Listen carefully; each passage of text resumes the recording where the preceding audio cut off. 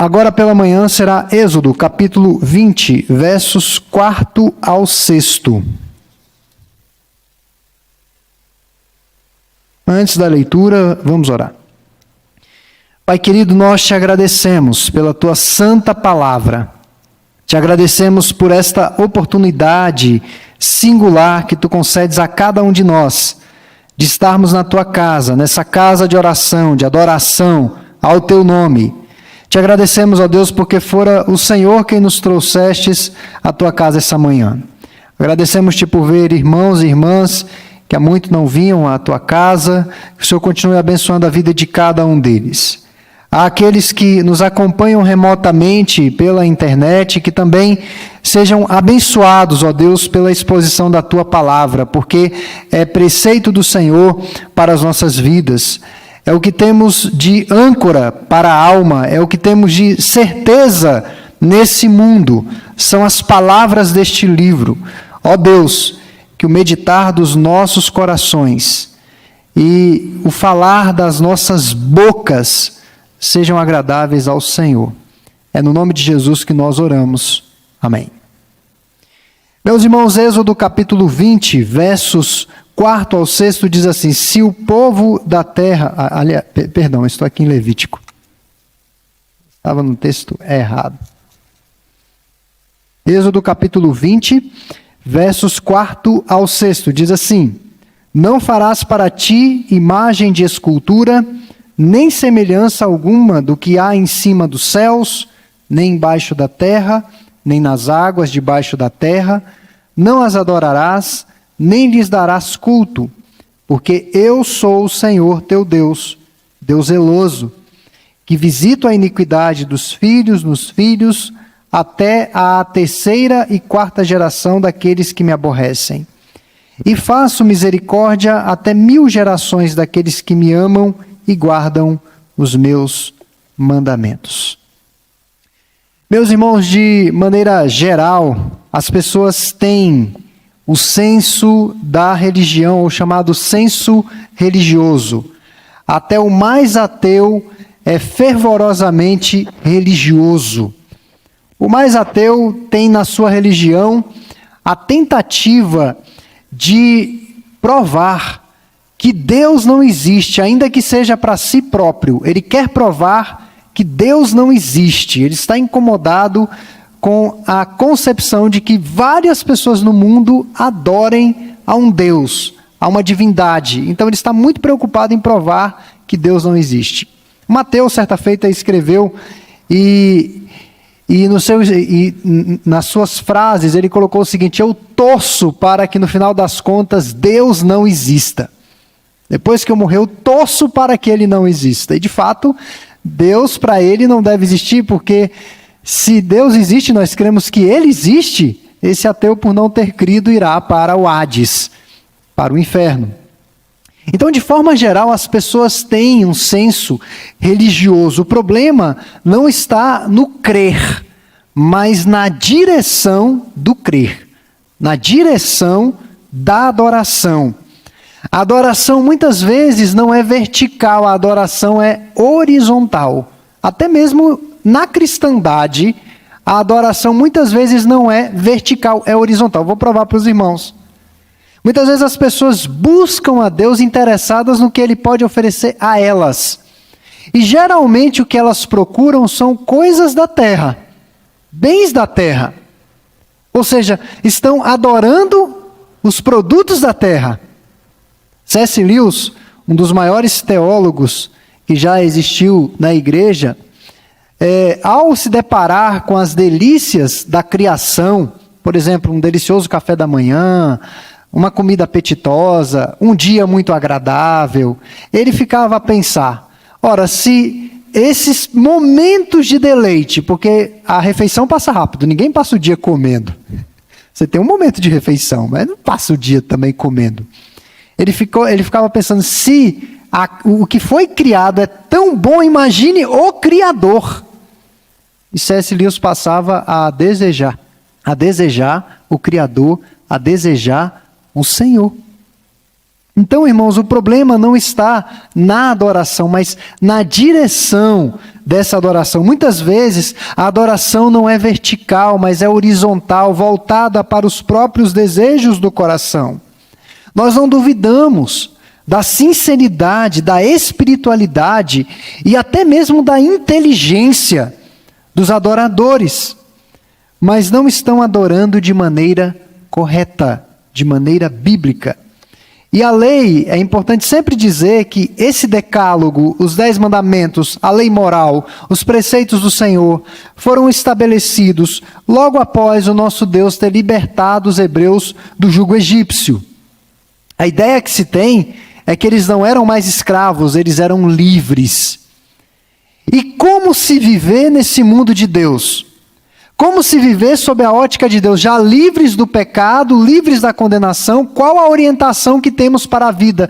Quais são os caminhos de Deus? O decálogo vem para balizar esses relacionamentos. O decálogo vem para dar essa direção. Então a lei não traz algemas, aprisionamento, como alguns imaginam.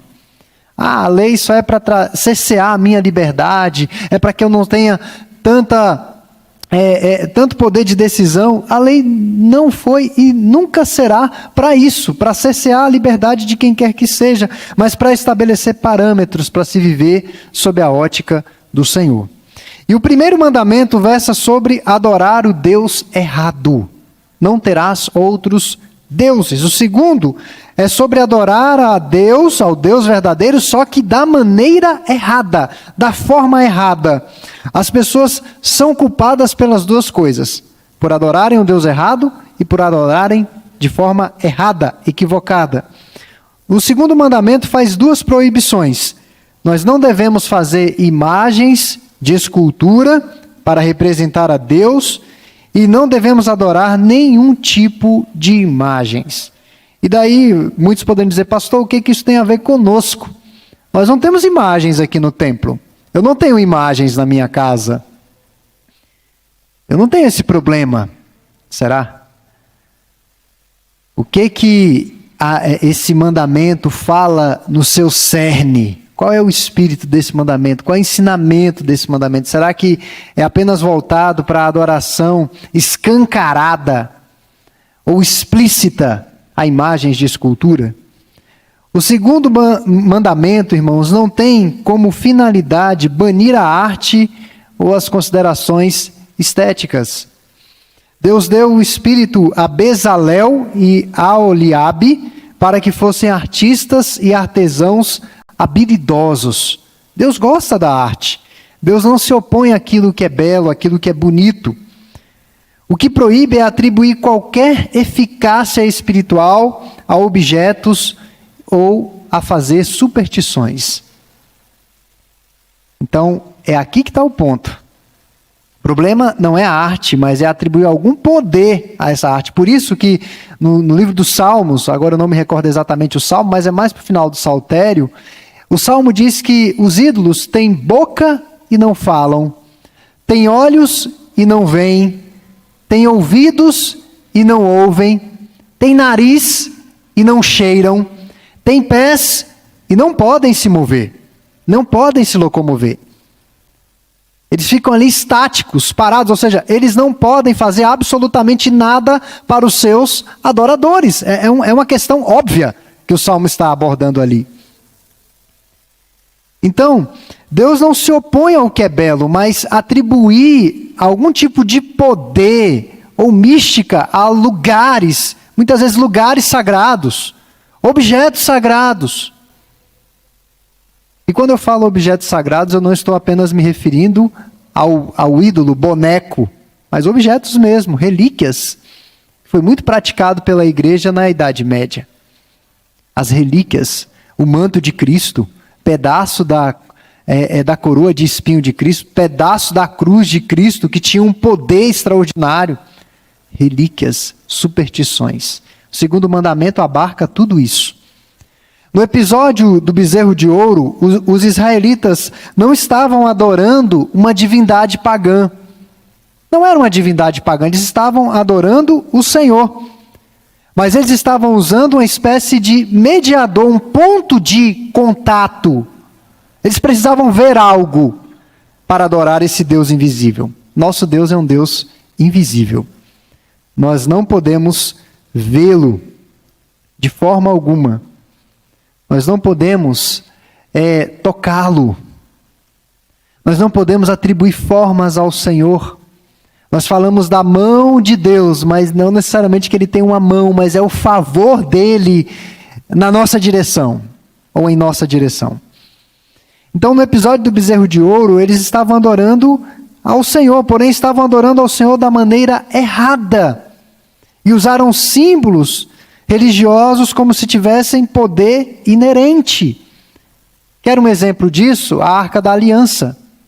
Eles imaginavam que a Arca da Aliança tinha algum tipo de poder, ao ponto de, muitas vezes, não irem à peleja, não irem à batalha, porque a Arca da Aliança não estava com eles.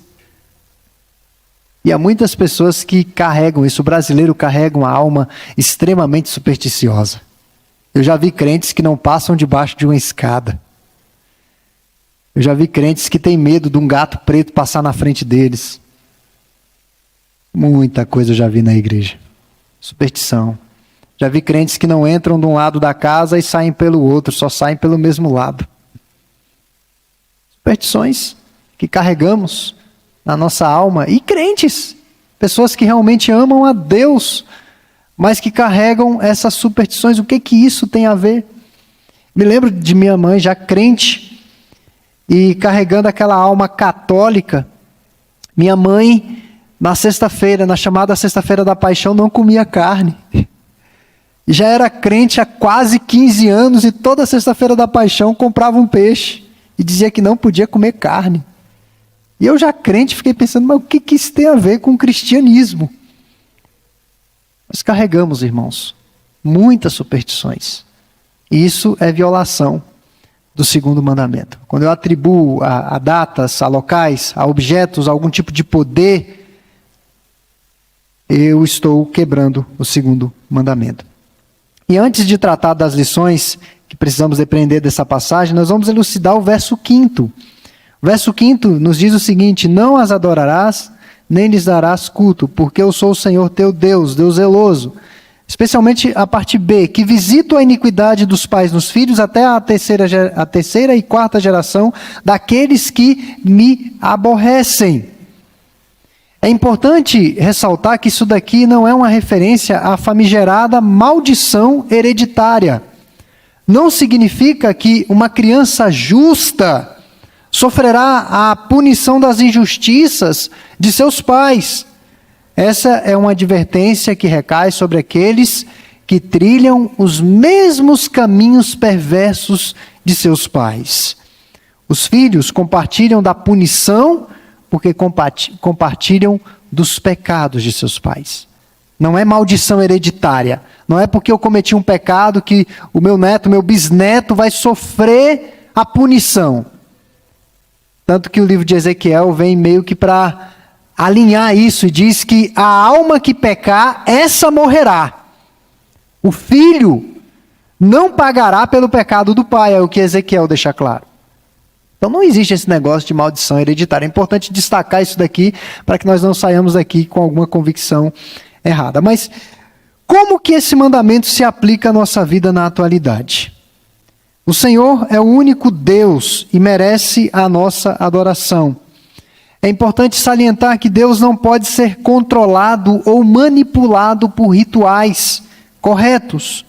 Nenhuma imagem de escultura pode capturar a glória do Senhor. Temos máquinas fotográficas extremamente potentes e às vezes ficamos impressionados com as fotos que tiramos. Mas não existe nenhum equipamento nesse mundo, não existe nada nesse mundo que possa capturar com perfeição a glória do Senhor. A visão da crença do povo de Deus sempre veio pelo ouvir, e não pelo ver. Ouvir. Vemos pelos ouvidos, nós vemos pela palavra. No Sinai, Deus apareceu por meio do decálogo. Vieram todas aquelas manifestações assombrosas, e no final de tudo, o que apareceu? Tábuas da lei. Decálogo, os 10 mandamentos. Essa foi a grande teofania da história, a grande aparição de Deus na história. A adoração cristã deve acontecer por meio de palavras e não por meio de visões de tirar o fôlego. E não por meio de símbolos visuais, mas pela palavra. Por isso que cantamos, por isso que oramos, por isso que lemos o texto bíblico, por isso que esse livro é o maior legado da igreja. É sempre o Logos, é sempre a palavra. Decálogo, como eu disse na semana passada. Deca, de 10, e logo, de Logos, palavra. 10 palavras do Senhor. E, irmãos, muitos poderiam dizer, então, para que presépios?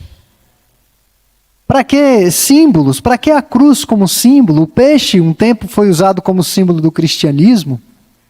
Nós não precisamos, irmãos, destruir os nossos presépios natalinos, as nossas cruzes, os nossos símbolos. Não precisamos. O que é importante ressaltar é que é errado nos valermos de imagens para nos concentrarmos na oração. Muitos, para orar, eu não digo ou rezar, usam aquele terço e vão passando as bolinhas. É um apoio para a oração. Precisa de alguma muleta para a oração. Nós não precisamos desse tipo de coisa. Muitos se ajoelham e beijam as imagens. Há muitos crentes tocando em homens supostamente consagrados e que deles emana cura.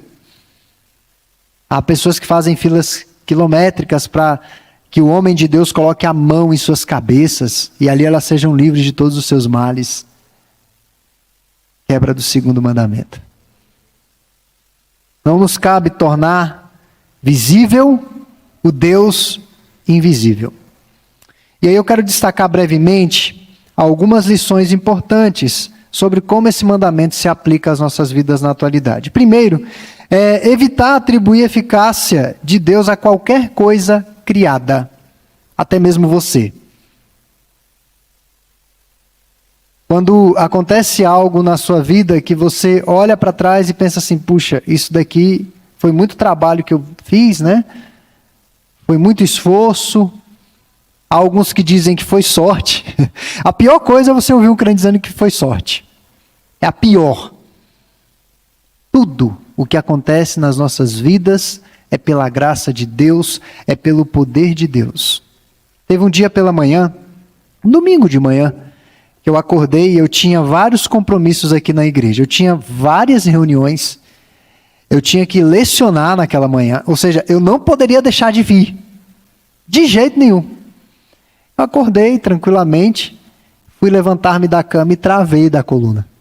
Travei, mas travei que fiquei deitado.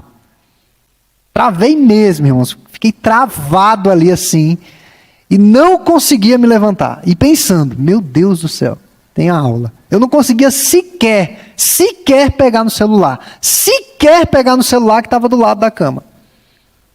Sequer. Às vezes nós pensamos que as coisas acontecem porque nós temos força, porque nós temos vigor, porque nós temos inteligência, mas é porque Deus quer. É porque Deus nos dá forças, é porque Deus nos dá coragem, é porque Deus nos dá discernimento. Então, nós nunca podemos perder esse referencial de dar a glória somente a Ele, a Deus. A glória é sempre dEle. Todos os dias da nossa vida, eu penso, irmãos, é um milagre. É um milagre você cumprir tarefas que você tem a realizar. É milagre, é graça do Senhor. Graça sobre graça. Então, é errado usarmos quaisquer objetos para nos guiarmos ou nos concentrarmos numa busca a Deus.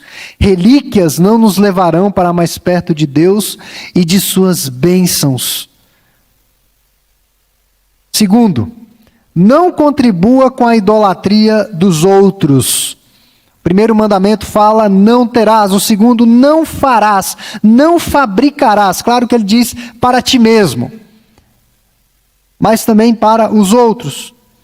A aplicação que se tem disso daqui é que fabricar e vender bens e serviços que distanciam as pessoas de Deus é uma clara violação ao segundo mandamento. Recentemente, eu relatei aqui para os irmãos sobre um pastor Ele é muito famoso, esse pastor, riquíssimo, esse pastor. Um pastor que é rico por vender cigarros. Ele tem uma fábrica de cigarros. E ele se gaba, né? Ele se gaba por ser rico, por vender cigarros. E é pastor. Então, quando eu fabrico e comercializo aquilo que vai desviar as pessoas do foco, eu estou quebrando o segundo mandamento. Eu estou tirando as pessoas do centro da adoração ao Senhor. Terceiro, adorar a Deus como Ele deseja ser adorado. Adorar a Deus como Ele ordena em Sua palavra. Adorar a Deus livres de inovações e adições pessoais ao serviço do Altíssimo. No culto não cabe a minha preferência. No culto não cabe a minha vontade. No culto tem que prevalecer a vontade do Senhor. É aquilo que Ele estabeleceu como norma, como regra, como princípio regulador de culto para ser adorado. O que é elemento de culto? Música, oração, leitura bíblica, exposição da palavra. Acabou. Acabou. É isso. A partir do momento que há adições, nós saímos do eixo, nós saímos do foco. Quarto, o culto não visa atender às necessidades dos adoradores, mas a glorificação do nome do Senhor. Deus estrutura o seu povo por meio de ensino eficiente, ou seja, temos necessidades. Você vem ao culto por uma necessidade. Você tem necessidade de adorar, de estar em comunhão com o Senhor. Essa é uma necessidade justa, realmente necessária. Mas a prioridade do culto é que o nome do Senhor seja glorificado. Que Ele seja exaltado. Afinal de contas, o culto é para Ele, não é para nós. Eu nunca me esqueço do reverendo Evandro, ele sempre dizia isso. Teve uma vez que um visitante chegou aqui e participou do culto e o pastor estava à porta cumprimentando. Eu não tenho essa coragem, mas ele... e aí a pessoa passou bem-vindo à nossa igreja, aquela recepção de sempre. E aí aí o pastor disse assim, gostou da nossa igreja? A pessoa, gostei, mas eu não gostei do culto. Aí o pastor disse, o problema é seu. Porque o culto não era para você. O culto é para o Senhor. Quem tem que gostar do culto é Deus, não é a gente. É Ele. O nosso serviço tem que ser prestado a Ele. A glória tem que ser dada a Ele somente. Obviamente que Deus sendo agradado, adorado biblicamente, Ele vai abençoar o seu povo. Salmo 133, irmãos. Salmo 133, um salmo muito conhecido, que fala a respeito da comunhão da igreja, do ajuntamento dos crentes. Olha o que o salmista expressa, o salmista Davi. Ó, como é bom e agradável viverem unidos os irmãos, ou seja, nessa união da cristandade, da irmandade, Deus está presente. É como óleo precioso sobre a cabeça, o qual desce para a barba de Arão, e desce para a gola de suas vestes. É como o orvalho do Hermon, que desce sobre os montes de Sião. Eu quero destacar o fecho desse salmo, que diz assim, ali ordena ao Senhor a sua bênção e a vida para sempre. Quando Deus é adorado, biblicamente, Ele está ordenando bênção e vida para o seu povo. Quando Deus é adorado, biblicamente, o seu povo está sendo edificado pela sua palavra, está sendo orientado pelas Escrituras. Quando Deus está sendo adorado biblicamente, o Espírito Santo está se movendo e salvando pecadores do inferno. Vidas estão sendo salvas pelo poder da palavra, tão somente da palavra. Agora, quando Deus não está sendo adorado biblicamente, a bagunça, a balbúrdia toma conta. Então não há lugar para preferências pessoais. Se você quer ter suas necessidades atendidas, necessidades emocionais, eu já vi muitas pessoas dizerem, eu vou para o culto para extravasar, para desestressar um pouco da semana. E eu vou para o culto para não pensar. Várias vezes eu ouvi isso. E o entendimento que eu tenho do culto é que a nossa mente está funcionando muito, as nossas emoções, está tudo envolvido no culto. Tudo envolvido no culto. Não tem como relaxar no culto. Nós estamos adorando o Deus vivo. Então, se você quer suas necessidades atendidas, é preciso atentar para as verdades da palavra do Senhor. Muitas das dificuldades que os crentes passam, ou é por ignorância, ou por subestimarem as Escrituras. Muitas das dificuldades. Você recebe uma notícia de uma doença terminal. Você tem poucos meses de vida. Muitos entram em colapso. Depressão, desânimo, não querem mais viver, não querem fazer o tratamento. Falta crença na palavra de Deus. Falta crença. Porque a nossa vida, a própria Bíblia diz que se a nossa vida se limita às coisas da terra, às coisas desse mundo, nós somos os mais infelizes dos homens. Se a minha alegria, o meu deleite está apenas nas coisas dessa terra, eu sou o mais infeliz de todos os homens. Nossa vida está para além, muito além das coisas dessa terra. Então, quando eu olho para as Escrituras, eu abraço as verdades do Senhor, eu vou ser poupado de muitos males emocionais, de muitos problemas. Richard Baxter foi um pastor. Ele tinha uma prática interessante de sermão. Ele pregava um sermão domingo e durante a semana ele visitava praticamente todos os membros da sua igreja. Todos os membros. E ele chegava na residência dos seus membros e falava a respeito do sermão de domingo. E Richard Baxter disse o seguinte, que essa era uma prática boa porque o sermão é como se você montasse uma engrenagem e muito rapidamente, ali naquele momento de mensagem, e ao longo da semana você ia apertando os parafusos daquela engrenagem, para que ela funcionasse bem. Então ele ia para falar a respeito do sermão de domingo. Porque essas verdades, o ensino eficiente, vai resguardar os crentes de muitos males. Quinto, o maior problema da humanidade, da igreja, é a idolatria. A idolatria nos faz sair de Deus e ir em direção a outras coisas. No livro de Oséias, no capítulo 2, verso 8, Deus fala a respeito da infidelidade do seu povo. Deus fala que tudo aquilo que Ele deu de precioso para o seu povo estava oferecendo aos seus amantes e quebrando a aliança, o pacto. Tudo que Israel usara para ofertar aos falsos deuses era um presente do seu marido, do seu Deus. Todas as vezes que usamos o nosso tempo, o nosso dinheiro, a nossa inteligência e as oportunidades que Deus nos deu para alimentar as nossas idolatrias, quebramos o segundo mandamento e nos tornamos infiéis. O ídolo sempre vai demandar de nós alguma coisa. Sempre. Sempre vai demandar. Seja dinheiro, seja o tempo, seja um sacrifício, ele sempre vai demandar. É uma barganha. E nós usamos aquilo que o Senhor nos deu para alimentar os nossos ídolos. E aí você diz, pastor, mas nós não temos ídolos como o povo tinha antigamente, de forma tão rudimentar. Eu não tenho bonecos em casa, não sei nem o que é isso. Mas nós somos idólatras. Somos idólatras. Quer um exemplo simples?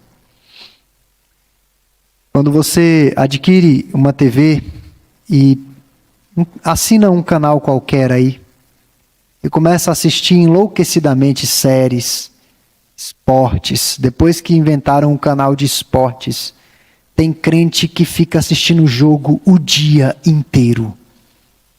O que é isso? Idolatria. Esse ídolo está requerendo de você o seu tempo, que é tão precioso. Você está ali o tempo todo. Eu me lembro quando eu era rapaz, tinha 14 anos, que nós não assistíamos jogos de outros times, nós só assistíamos jogos do nosso time. De outros times, nós não assistíamos. Hoje, assiste jogo de tudo, até jogo europeu. A pessoa assiste, acompanha tudo que é campeonato.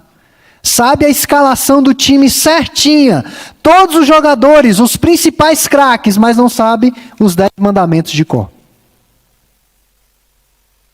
É idolatria. É idolatria. Está consumindo o seu tempo. E você não está percebendo. Então, no livro de Eclesiastes, Salomão expressa que os deuses deste mundo, seja o dinheiro, seja a fama que ele teve, o poder, o conhecimento, a influência, grandes construções, ele foi um grande construtor, mulheres, quantas mulheres Salomão não teve, o status, não deram em nada. O final deles foi nada. Salomão chega a dizer, é tudo vaidade, é tudo fumaça, o que nós estudamos recentemente aqui nas mensagens expositivas. Então, o maior problema que a igreja enfrenta é uma coisa chamada idolatria. Nós precisamos combater. E por fim, irmãos, Cristo é o cumprimento do segundo mandamento. Há teólogos que veem na encarnação do nosso Senhor a quebra do segundo mandamento. Porque é como que se a segunda pessoa da Trindade aparecesse, se materializasse. E não terá as imagens relacionadas a nenhuma das pessoas da Trindade. Nós percebemos que não, a encarnação de Cristo não é a quebra do segundo mandamento, até porque nós não sabemos como era de fato Jesus Cristo. Ele não era aquele Jesus americanizado, aquele olhar de peixe morto, coisa assim, não era aquele Jesus, definitivamente não. Então, nós não temos a imagem de Cristo encarnado, nós não temos. Ok? A representação de Cristo para a educação cristã das crianças, para muitos é um problema. Eu não vejo problema nenhum usar a imagem de Jesus, desde que sejam feitas as devidas ressalvas de que não é o Senhor de fato ali. Eu não vejo problema nenhum. Utilizo com meu filho, ele sabe, ele vê lá alguém barbudo, já cabeludo, com vestido, ele diz é Jesus. Ele já identifica como Jesus. Mas haverá um momento que eu vou ter que esclarecer a ele que aquele ali não é de fato o Senhor. Não é de fato o Senhor. Ele não deve adorar aquilo dali. Mas é para a instrução dele sobre as histórias bíblicas. Jesus não violou o segundo mandamento. Ele permitiu que os seus discípulos vissem o Deus invisível. Não precisamos de imagens, não precisamos de ícones, porque olhar para Cristo é olhar para o Deus eterno. Ele é o retrato do Deus invisível. Então não há necessidade de produzir imagens. Nós temos que adorar esse Deus triuno, Deus Pai, Deus Filho e Deus Espírito Santo. Que o Senhor, irmãos, possa aplicar essa palavra aos nossos corações. É altamente desafiador para todos nós nos desvencilharmos ou deitarmos fora os nossos ídolos. É altamente desafiador identificá-los. Muitas vezes sequer os identificamos. Mas que o Espírito Santo possa essa manhã envolver os nossos corações, nos levar a refletir em que nós temos investido o nosso tempo, em que nós temos investido o nosso dinheiro, em que nós temos investido a nossa energia, o que nos aborrece, o que nos irrita. Vai ter aqui um mandamento que é: não tomarás o nome do Senhor teu Deus em vão. Quando falam mal do teu Deus, como é que você se sente em relação a isso? Quando falam mal da tua esposa, do teu esposo, dos teus filhos, será que é o mesmo sentimento, ou você tem um sentimento mais forte em relação ao nome do Senhor? Nós vamos falar a respeito disso também.